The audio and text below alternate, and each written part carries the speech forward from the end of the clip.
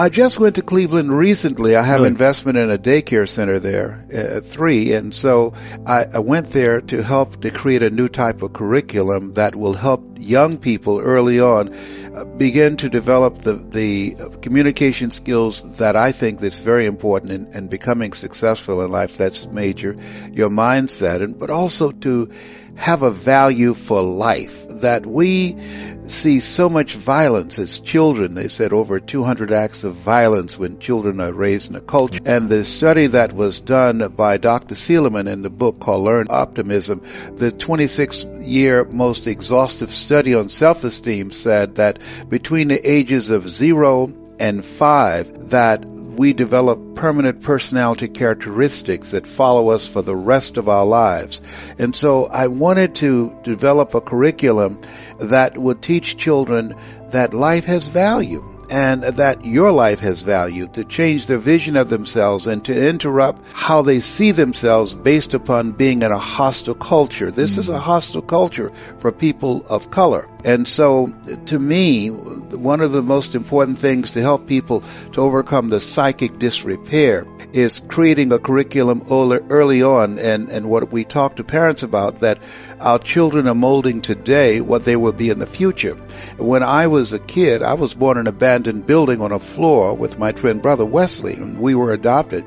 When I was 6 weeks of age, I was labeled educable, mentally retarded when I was in the 5th grade. They put me back from the 5th grade into the 4th grade. I failed again in the 8th grade. I have no college training. So being identified and labeled as DT, the dumb twin, it gave me a lot of things to overcome. And one of the things that Dr. Seligman said, that when you are between the ages of 0 and 5, a word is formulated in your heart. That word is yes, or that word is no. So when you're raised in poverty, that vision of yourself, that culture, those circumstances, those conversations, those things that you observe, they begin to create the lenses from which you see the world. And so to overcome that it's a major, major challenge. They did a study of some top achievers and successful people around the world, and they wanted to find out what was the common denominator among them that enabled them to reach their goals. And what they discovered, that 85% of them reached their goals because of their attitude, their vision about themselves, and 15% because of their aptitude. So school, as you know, has been focused on reading, writing, and arithmetic. It does not consider critical thinking and conceptual education, and it does not help young people begin to mold a vision of themselves that will allow them to be an asset to our society rather than a liability. In fact, particularly when it comes to children of minorities, one of the things that the school systems do, they track and determine based upon the failure rates of African American children and Latino kids in the 3rd grade. Based upon those failure rates, they determine and extrapolate from those numbers how many prisons they're going to build. So if you can track failure, you can also track success. So when you come up in an environment that is, one, designed to destroy your sense of self, and 2, give you and provide for you an inferior education. Like when I came up in school at Booker T. Washington High School, the money that was allocated to educate kids on Miami Beach and Coral Gables versus Booker T. Washington High School is just tremendous difference. And when we got books, we got the old books that were 5 and 6 years old, written in, pages torn out of. And when they gave the test on the new books that we never got, and they said that we were inferior, we believed them, because the newspaper said so, and we bought that. And so one of the worst things that you can do is provide an environment and get people to buy in a lie about themselves and cause them to live a small life as opposed to a life of achievement, because the culture is designed to hold us back. When I graduated from high school, a white high school dropout had more of a chance of getting a job than a black college graduate. So that kind of environment destroys your sense of self. My mother was working for a very wealthy family. She worked for wealthy families on Miami Beach. And I remember Mrs. Swiderski. She cooked for these families, and we ate the food left over from the families that she cooked for.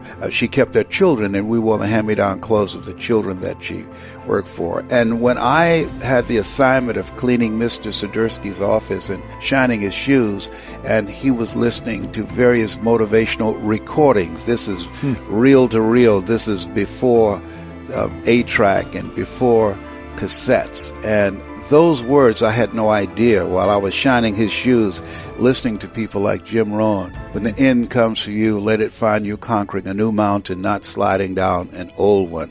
People like Zig Ziglar, if you give enough people what they want, they will give you what you want. Listening to some of the words of Winston Churchill, the truth is incontrovertible, malice may attack it, ignorance may deride it, but at the end, there it is. And so I had no idea, while shining his shoes, listening to these words, that it began to restructure my vision of myself. How people live their lives is a result of the story they believe about themselves. I train speakers how to discover their story, how to tell their story, and how to transform people individually and collectively by creating an experience. When I came into the speaking industry, it was based upon the book Think and Grow Rich by Napoleon Hill. Napoleon Hill's book was a good book, and they considered that the Bible of the motivational speaking industry. Well, I come to know because of my mentor, Mike Williams in Columbus, Ohio. He wrote the book called The Road to Your Best Stuff. He said, Les, if information could change people, everybody would be skinny, rich, and happy. So he said in order to change people, you have to create a significant emotional event, that you have to interrupt a person's story that they believe about themselves with your story. And through the delivery of your story strategically, you dismantle their current belief system and inspire them to make new choices. Because at the end of a presentation, if you don't change how a person sees themselves, and if you don't expand their vision of themselves beyond their mental conditioning and their circumstances, and begin to allow them to get a larger vision of themselves and begin to ignite their spirit, you touch their hearts, and as a result, they leave your presence feeling better about themselves, but making new choices, because when you change how they see themselves, all you have to do after that is to get out of the way. One of the things that I spoke the other day, and I wanted this group of people that I was talking to, I wanted to challenge them to get outside of their comfort zone and to become uncomfortable with where they are. There's no saying you can take a horse to the water, but you can't make him drink. However, if you know how to speak strategically and create a special moment, you can create a thirst where they want to drink. And so when I got to the end of my presentation, I looked at them and I said, right now I want to talk to you about Dr. Howard Thurman, who was one of the mentors of Dr. Martin Luther King Jr. and Albert Schweitzer and Mahatma Gandhi.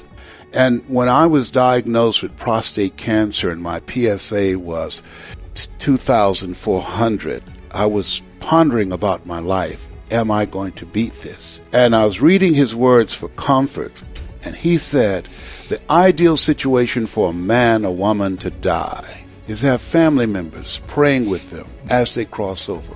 But imagine, if you will, being on your deathbed and standing around your bed, the ghost of the dreams, the ideas, the abilities given to you by life, but you, for whatever reason, you never pursued those dreams. You never acted on those ideas. You never used those gifts. And there they are looking at you with large angry eyes saying, we came to you, and only you could have given us life. And now we must die with you forever. And the question is, if you died today, what dreams, what ideas, what gifts will die with you?